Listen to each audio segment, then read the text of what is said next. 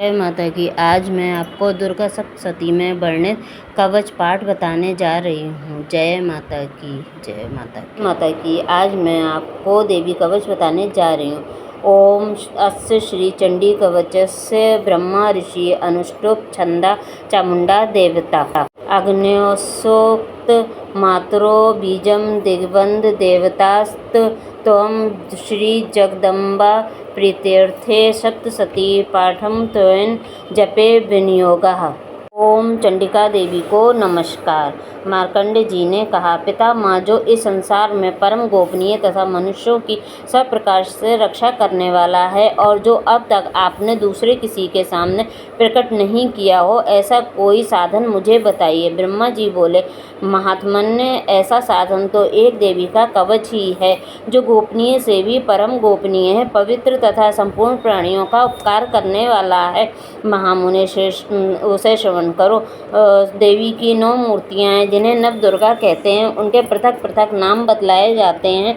प्रथम नाम शैलपुत्री है, दूसरी मूर्ति का नाम ब्रह्मचारिणी है, तीसरा स्वरूप चंद्रघंटा के नाम से प्रसिद्ध है, चौथी मूर्ति को कुष्मांडा कहते हैं, पांचवी दुर्गा का नाम स्कंद माता है, देवी के छठे रूप को कात्यायनी कहते हैं, सातवां कालरात्रि और आठवां स्वरूप महागौरी के नाम से प्रसिद्ध है, नवी दुर्गा का नाम सिद्धदात्री है। ये सब नाम सर्वज्ञ महात्मा वेद भगवान के द्वारा ही प्रतिपादित हुए हैं।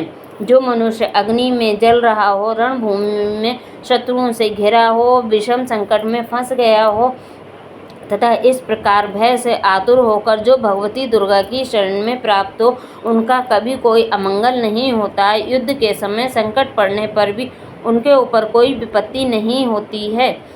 उन्हें शोक, दुख और भय की प्राप्ति नहीं होती है। जिन्होंने भक्ति पूर्वक देवी का स्मरण किया है, उनका निश्चय ही अभ्युदय होता है। देवेश्वरी, जो तुम्हारा चिंतन करते हैं, उनकी तुम निसंदेह रक्षा करती हो। चामुंडा देवी प्रेत पर आरूढ़ होती हैं, बाराही भैंसे पर सवारी करती हैं, इंद्री का वाहन ऐरावत हाथी है, वैष्णवी देवी गरुड़ पर ही आसन जमाती हैं, महेश्वरी वृषभ पर आरूढ़ होती हैं, कौमारी का वाहन मयूर है, भगवान विष्णु की प्रतिमा लक्ष्मी देवी कमल के आसन पर विराजमान है और हाथों में कमल धारण किए हुए हैं। वृषभ और आरूढ़ ईश्वरी देवी के श्वेत रूप धारण कर रखा है। ब्रह्मी देवी हंस पर बैठी हुई हैं और सब प्रकार के आभूषणों से विभूषित हैं। इस प्रकार ये सभी माताएं सब प्रकार की योग शक्तियों से संपन्न हैं। इनके सिवा और भी बहुत सी देवियां हैं जो अनेक प्रकार के आभूषणों की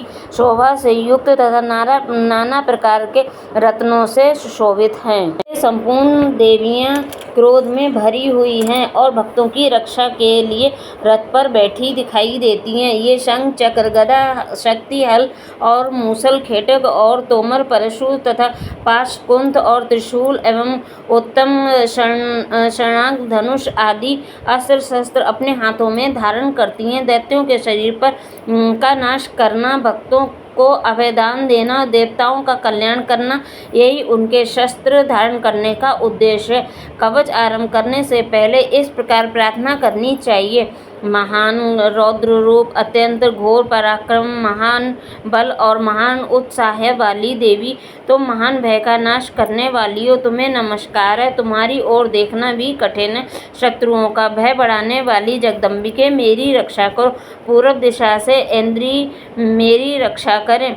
अग्नि कोण में अग्नि शक्ति, दक्षिण दिशा में बराही और नेत्र कोण में खड्गधारिणी मेरी रक्षा करें। पश्चिम दिशा में वारुणी, वायव्य कोण में मृग पर सवारी करने वाली देवी मेरी रक्षा करें। उत्तर दिशा में कौमारी और ईशान कोण में मूलधारिणी मेरी रक्षा करें।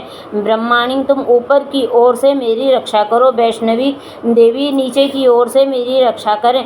इस प्रकार शव को अपना वाहन बनाने वाली चामुंडा देवी दसों दिशाओं से मेरी रक्षा करें। जया आगे से और विजया पीछे से की ओर से मेरी रक्षा करें। वाम भाग में पराजिता और दक्षिण भाग में अपराजिता रक्षा करें। गोतनी शिखा की रक्षा करें।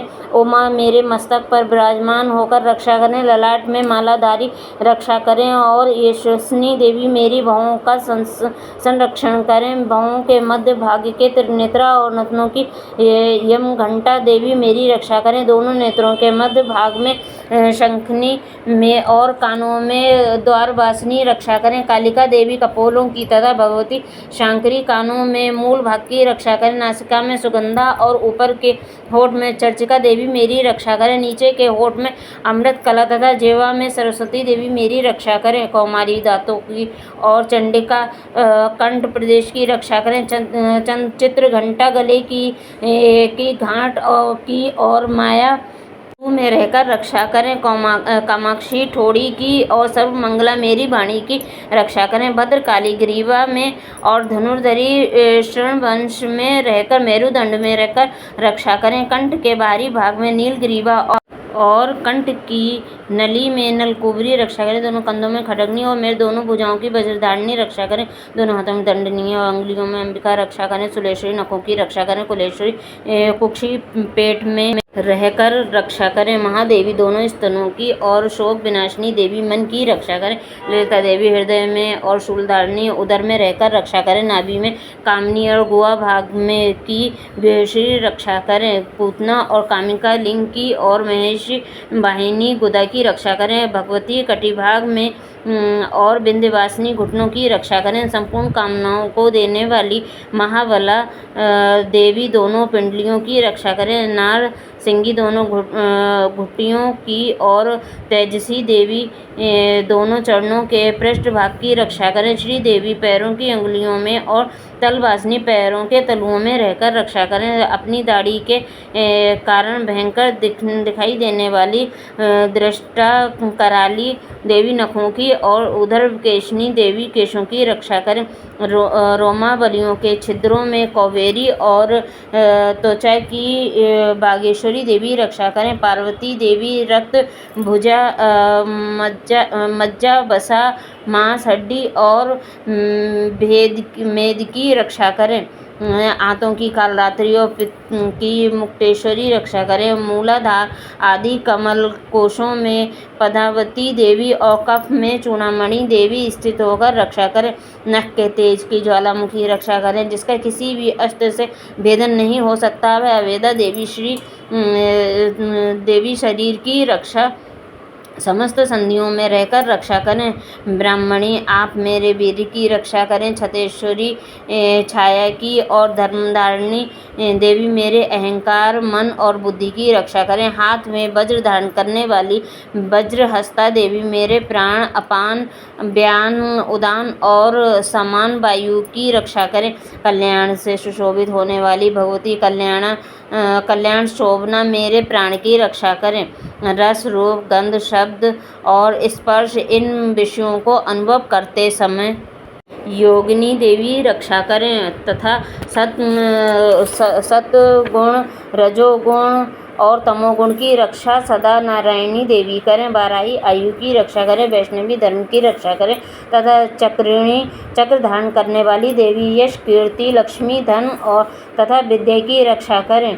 इंद्राणी आप मेरे गोत्र की रक्षा करें। चंडिके तुम मेरे पशुओं की रक्षा करो। महालक्ष्मी पुत्रों की रक्षा करें और भैरवी पत्नी की रक्षा करें। मेरे पद की सुपथा तथा मार्ग में की क्षेम रक्षा करें। राजा के द्वार में महालक्ष्मी रक्षा करें तथा सब और व्याप्त होने वाली विजया देवी संपूर्ण भयों से मेरी रक्षा करें। देवी जो स्थान कवच में नहीं कहा गया है अतः रक्षा से रहित है वह सब तुम्हारे द्वारा सुरक्षित हो क्योंकि तुम विजयशालिनी और पाप नाशनी हो। यदि अपने शरीर का भला चाहें तो मनुष्य बिना कवच के कहीं एक पग भी न जाए। कवच का पाठ करके ही यात्रा करे। कवच के द्वारा सब ओर से सुरक्षित मनुष्य जहाँ भी जाता है वहाँ उसे धन लाभ होता है तथा संपूर्ण कामनाओं की सिद्धि करने वाली विजय की प्राप्ति होती है। वह जिस पर अभीष्ट वस्तु का चिंतन करता है उसको निश्चय ही प्राप्त प्राप्त कर लेता है, वह पुरुष इस पृथ्वी पर तुलना रहित महान ऐश्वर्य का भागी होता है। कवच से सुरक्षित मनुष्य निर्भय हो जाता है, युद्ध में उसकी पराजय नहीं होती है तथा वह तीनों लोकों में पूजनीय होता है। देवी का यह कवच देवताओं के लिए भी दुर्लभ है, जो प्रतिदिन नियम पूर्वक तीनों संध्याओं के समय श्रद्धा से साथ बैठकर साथ पाठ करता है, उसे देवी कला प्राप्त होती है तथा वह तीनों लोकों में कहीं भी पराजित नहीं होता है। इतना ही नहीं, वह मृत्यु से रहित हो 100 से भी अधिक वर्षों तक जीवित रहता है। मकड़ी, चेचक और कोढ़ आदि उसकी संपूर्ण व्याधियां नष्ट हो जाती हैं। कनेर, भांग, अफीम, धतूरे आदि का स्थावर विष, सांप और बिच्छू आदि के काटने से चढ़ा हुआ जख्म, विष तथा अहिफेन और तेल के संयोग आदि से बनने वाला कृत्रिम विष, ये सभी प्रकार के विष दूर हो जाते हैं, उनका कोई असर नहीं होता है। इस पृथ्वी पर मारण, मोहन आदि जितने अभिचारिक प्रयोग होते हैं तथा इस प्रकार के जितने मंत्र यंत्र होते हैं, वे सब इस कवच को हृदय में धारण कर लेने पर उस मनुष्य को देखते ही नष्ट हो जाते हैं। ये ही नहीं, पृथ्वी पर विचरने वाले ग्राम देवता, आकाशचारी देव, विशेष जल के संबंध में प्रकट होने वाले गण, उपदेश मात्र से सिद्ध होने वाले निम्न कोटि के देवता, अपने जन्म के साथ प्रकट होने वाले देवता, कुल देवता, माला, कंठमाला आदि, डाकनी, शाकनी, अंतरिक्ष में विचरने वाली अत्यंत बलवती भयानक डाकनियाँ, ग्रह, भूत, पिशाच, यक्ष, गंधर्व, राक्षस, ब्रह्म राक्षस, बेताल, कुष्मांड और भैरव आदि अनिष्ट कारक देवता भी हृदय में कवच धारण किए रहने पर उस मनुष्य को देखते ही भाग जाते हैं। कवचधारी पुरुष को राजा से सम्मान वृद्धि प्राप्त होती है। यह कवच मनुष्य के तेज की वृद्धि करने वाला और उत्तम